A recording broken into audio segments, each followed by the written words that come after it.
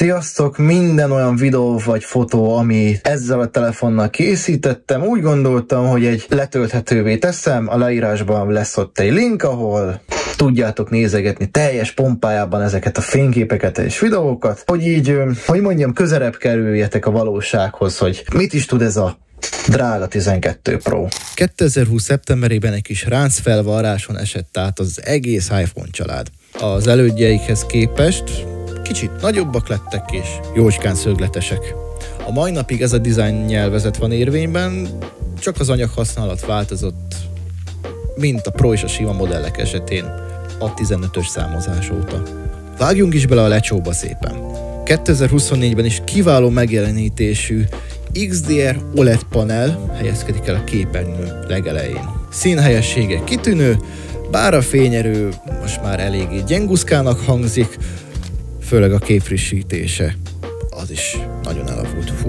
Az előbbi érték 800 nittel rendelkezik, ami egyébként olvasható, nincs gond vele, de hogyha fotót és videót akarok lecsekkolni rajta, akkor már muszáj árnyékot tartom, de egyszerű olvasásra teljesen elég a mai nap is a 800 nites fényerő, semmi baj nincsen vele. A 60 Hz-es kijelzővel sokaknak kifolyhatott már akkor a szeme, hogy mi az, hogy nem 60 Hz-es, mint például a Galaxy S20, ami tudott 120-at is, már akkor. Itt még maradtak a 60 Hz-nél. Őszintén a hétköznapokban én nem hiányolom egyáltalán, hogy magasabb legyen a képfrekvencia, de hogyha azért a fluid élmény, az fluid élmény egy Facebook görgetésnél akkor is, szóval minimum egy 75-90 Hz-es panel már ekkor elférhetett volna, tehát tudjuk milyen az Apple. Ugye a bevezetőben említettem, nagyobb lett a kijelző, pontosabban 24 inch lett, így most már 6,06 incses, a korábban megszokott 5,78 vagy 8 inchről ennyire hízott meg, és a Ceramic Shieldre keresztelt ütésálló bevonatja, ami a kijelző előlapját fedi, 4-szer ütésállóbb lett. Én ezt soha nem akartam kipróbálni, most se fogom megtenni, viszont elhiszem, mert még nem sikerült összekarcolnom úgy az elejét, mint a hátulját. A hátulja az nagyon csúnya, de az elején patikán néz ki a kijelző még mindig. A másik dolog, ami elárulja azt, hogy ez egy öreg telefon, egy elavult telefon, az nem más, mint a képernyő tetején lévő belógás, a notch, ami engem amúgy rohadtul nem zavar. Most tök mindegy, hogy Dynamic Island-es interaktív felülettel van megoldva, vagy ezzel a nagy, hosszú notch-sal, vagy a kisebbel, ami a 13-asban van. Lényegtelen, ugyanis hasznos információ nem jelenik meg a képernyőn, csak idő és a hálózati kapcsolatoknak a piktogramja, szóval így nem nyertem, meg nem vesztettem semmit se. De legalább minden jósággal telepakolták azt a kis bevágást, Face ID. Az egy mai napig egy kurva jó technológia, az a True Depth kamera rendszer. Világosban, sötétben, több szakállal, kevesebben, bajusszal, bajusz nélkül, így most hosszabb hajjal, de rövid hajjal is bármikor felold.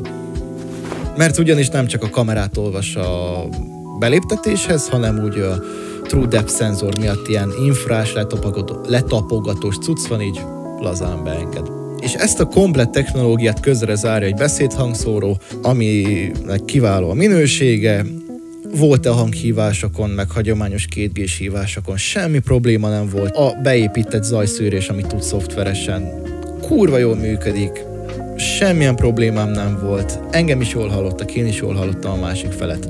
Tényleg, abszolút nem volt vele probléma.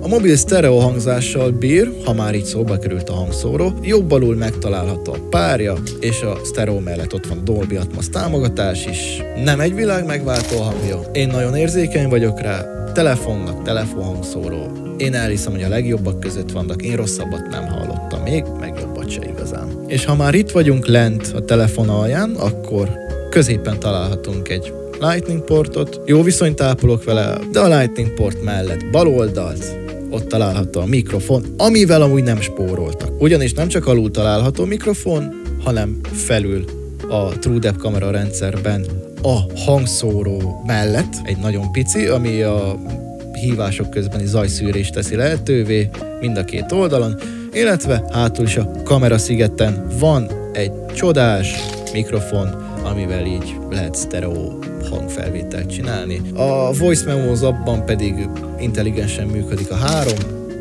maga a rendszer dönti el, hogy ahol hangosabb hangot hall, ott azt előnyben részesíti, minden más esetben pedig zajszűrésnek használja a másik két mikrofont. Ja.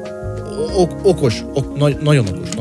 Ha már így bekukkantottunk hátra, akkor nézzünk rá erre a kis szigetre, ugyanis itt csücsül 3 kamera is, lencsénként 12-12-12 megapixellel, mikrofonnal, vakuval, slidar szenzorral. Hardveresen az elődjéhez, a 11 Prohoz mérve egyébként nem kaptunk olyan hű de nagy ugrást, hardveresen inkább a 12 Pro Max-ra érdemes ráfigyelni, ugyanis a főszenzor kapott szenzorstabilizálást, illetve egy 2,5-szeres telelencsét, de hogyha úgy nézzük, magát a szenzort azt megkapta a 12 Pro is, csak optikai képstabilizátorral, és ami tök jó, hogy szoftveresen minden olyan dolgot bepótoltak, ami a 11 Pro-ról lemaradt, és leginkább én emiatt hajlottam a 12 Pro felé. Van egy-két ilyen dolog még, ami miatt inkább hajlottam e felé, mint az előtthöz, ami nem sok, de számomra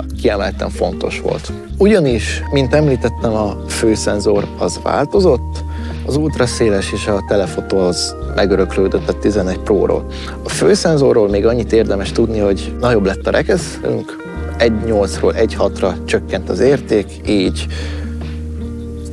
gyakorlatban nagyon nem lehet észrevenni a különbséget, de hogyha valamit ki kéne emelnem, akkor annyit észre tudok venni, hogy éjszaka gyorsabban exponál, amire még rásegít a chip is, de erről később egy picit. Ja, és igen, a LiDAR szenzor, ami úgy egy király dolog egyébként. Sokan azt mondják, hogy semmi értelme, meg csak egy-két AR dologra jó.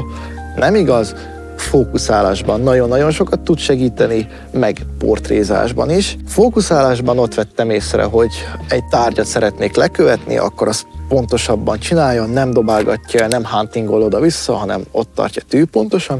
A kezdeti időszakban egyébként eléggé lassú volt a hagyományos fázisdetektoros autofókuszos rendszerekkel szemben, de szoftveresen addig csűrték, csavarták, ami pariban van. Ha már ezt a pöttyöt úgymond rárakták az összes Pro szériás iPhone-ra, a 11 Pro-t leszámítva, konkrétan gyakorlati haszna nagyon nincsen, akkor valamit találtak neki, és eznél a tárgylekövetéses, fókuszáros cuccra nagyon király, és nagyon szeretem. Ha már LiDAR és portrézás, tessék, itt van 1-2. Én nem vagyok híva a mobilos portréfotózásnak, mert bármilyen ügyes és okos lett a szoftver, egyszerűen látszódik az, hogyha valami mobillal készült és mesterségesen lett elmosva. Van rajta vakunk, amióta lehet éjszaka fotózni rendesen telefonnal. Én igyekszem hanyagolni a használatát, videóban csak előveszem, mert olyan, mint éjszakai videófunkció nincsen, de zseblámpának egyébként jó ez a dupla tónusú, 4 LED-ből álló kis egység. A mai standardeknek megfelelően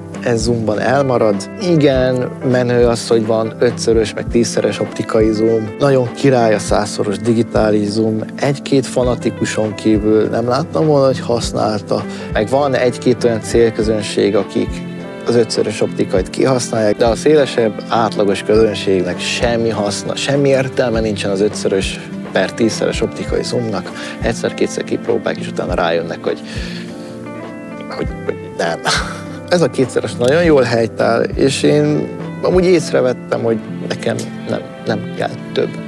Az ultraszéles minősége gatya, ritkán használom, de a 2-szerest azért elő szoktam venni, de hogyha nagyon nagyítani szeretnék fel, akkor az digitálisan megtetem egészen 10-szeresig, 4-szeresig, nagyításig még jó minősége van. Főleg, hogyha social médiára dolgozunk, akkor teljesen elég 4-szeres zoomig elmenni.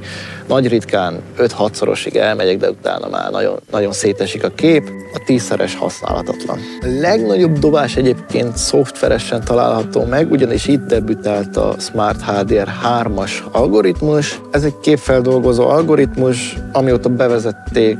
Azt hiszem az iPhone 6 óta van velünk ez a Smart HDR technológia, és az első verzió az nagyon sokáig kitartott velünk, egészen az iPhone 7-ig, utána az iPhone 8-asba kapott egy Smart HDR 2-t is, ami inkább zajszűrésben volt okosabb, de a megszokott régi old school iPhone-os színvilágot kaptuk meg. Aztán jött a Smart HDR 2, ami teljesen megújult, nagyobb dinamika átfogást kezel, teltebb képeket csinál és élesebb videókat. Így most már a gyakorlatban is értelme lett 4K-ban videózni az iPhone-nal. 2018-ig visszamenőleg. Tessék, itt van egy 4K-s felvétel egy iPhone 10-rel. Ugye, hogy csodás? De ami inkább jobban meglátszik ebben a úgymond új Smart HDR 3-ban, hogy most már van elég erős a chip ahhoz, hogy 4K 60 FPS-ben hibrid képstabilizálást használjon. Úgyis nagyon dicsérik, hogy az iPhone-ok nagyon sima felvételeket készítenek videónál, mert ezt eddig úgy rakta össze a szoftver, hogy ugye itt van az optikai képstabilizátor, ami az iPhone 7 óta velünk van, pluszos modellek esetén már iPhone 6 óta, és erre rásegít az elektronikus képstabilizátor, ami ugye szoftveres, és ez úgy működik, hogy a telefon gyorsulás mérőjéből kiszámolja a mozgási ellensúlyokat, és akkor összematekozza, és akkor eltárolja a videó metadatába, és a végső eredmény egy közel alap gimbal minőségű felvételt eredményez. De viszont 12 Pro-tól felfelé a 4K 30-as limit eltűnt, és már ezt 4K 60-ban is tudja. Úgy, hogy ezt 10 bites Dolby Vision-ös HDR felvétellel együtt tudja ezt produkálni, csodás, le a kalappal. Vannak korábbi videóim, amit ezzel vettem fel, és ezek mind HDR-ben vannak, színezve, illetve feltöltve. Ha van HDR képes kijelzőt, érdemes megnézni. Nagyon meggyőző, amit így dinamika tartományban tud ez a kis dög. Ezért az összképért felelős egyébként az Apple-nek a saját tervezésű A14-es Bionic chipje, amit megtoldottak 6 GB RAM-mal, és az alaptárhely esetében pedig 128 GB-tal gazdálkodhatunk. Rövid távon jó bulinak tűnhet ez a 128 GB RAM, de hogyha hosszú távra tervezünk egy Pro funkciókkal felvértezett telefonnal, akkor azért elgondolkodhatunk a 256 GB-s variánson. Nem rosszból mondom, én mindig csurigra töltöm a telefont, szerintem nekem még az 1 terás is kevés lenne. Egyébként a 12 Pro-nak tök és a 128 GB tárhely, végre a 11 Pro-nál kukázták a 64 GB alaptárhelyt, ami nevetségesen kevés volt.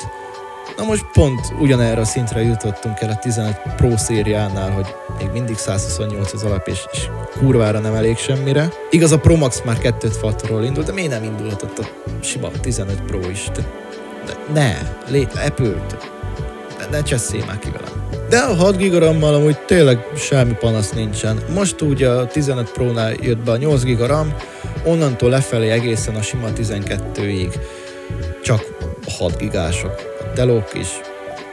És konkrétan semmit nem zárok be soha, most 1-1,5 hónap után volt az, hogy kiléptem egy abból, és akkor rövid ideig ott volt az újra töltő képernyő, és 2 másodperc alatt kiürítette magát a rendszer, és így és komolyan.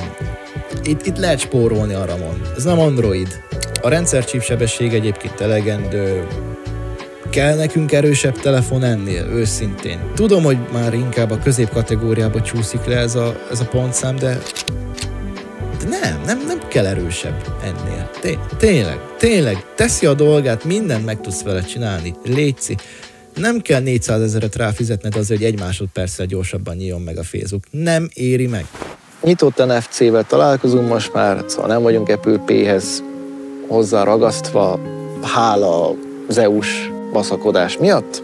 A LiDAR szenzor miatt van benne egy ultra wideband chip a térkezelés miatt, Wi-Fi 6, Bluetooth 5.0, lossless audio támogatás nincsen, gigabites 4G chip, illetve 5G. Mivel az enyém amcsi modelles, ezért sub 6 GHz-re képes. A hely meghatározásban van GPS, GLONASS, Galileo, QZSS, Beidou, szóval a legtöbb műholdat látja, sehol nem lesz vele gondunk. És tényleg egyébként pacek, nagyon pontos tud lenni. Nos, hogyha 3 dolgot ki kéne emelnem, az 2 pozitív és 1 negatív lenne. Kezdem a negatívval, az az aksi. Az összes Pro széria közül ennek a leggatyább az aksia, és egyébként nem lenne az, hogyha nem lenne ilyen hardcore felhasználásom, hogy akár képes vagyok 40 alkalmazást is a háttérben futtatni, miközben aktívan 6-7 lazán használok, megállás nélkül. Ráadásul 5G kapcsolaton, ami a mai napig egy gyenge pontja az iPhone-oknak, hogy 5G-n undorító gyorsan merülnek. Főleg, hogyha Mac-et is viszem magammal, akkor ezt az 5G-s netet meg is osztom. De hogyha le van merülve, akkor még képes vagyok közben tölteni is, szóval ebből kijön egy olyan háromszög, hogy folyamatos háttérben futó appok, gyors töltő és 5G-s net megosztás kinyírja az aksit. Ezzel tisztában vagyok, hogy ez user error, meg ilyen, de ki van fizetve, miért ne használnak ki belőle az utolsó csepp lelki erejét is? Írja. Csak az aksi pillanatok alatt szétment benne, szóval hamarosan elküldöm egy szervizbe, és kicseréltetem az aksit. Nem veszek újat, mert kiszolgál. Teljes mértékben. De hogyha már aksiról volt szó, akkor legyen szó a töltésről is. MagSafe-et imádom. Én otthon nagyon szeretem, hogy ott van az éjjeli szekrényemen a MagSafe-es állvány. Rácuppantom este a telót, mellé az órát, alulra meg a fülesemet, és töltődik minden. Nem lógnak össze-vissza kábelek. Egy kábellel le tudok mindent. Szóval miért ne lenne ez egy jó funkció, és amióta van ez a standby mód, éjszaka rá tudok koppintani az asztalra, és akkor nézem, még ennyi az idő, és akkor még tudok alukálni. Ez is egy ilyen dolog, amit meg kell tapasztalni. És utána ráfüggtök 1/1. És a Lightning csatlakozó. Nos, örülök, hogy USB-C lett. Egyébként az új iPhone-oknál a csatlakozó. Közben nem örülök annak is, hogy dobták a Lightningot, mert ugyanis mint felépítésben egyébként tartósabb a Lightning, ezt nehezebb elpusztítani. Tapasztalatból mondom nektek, hogy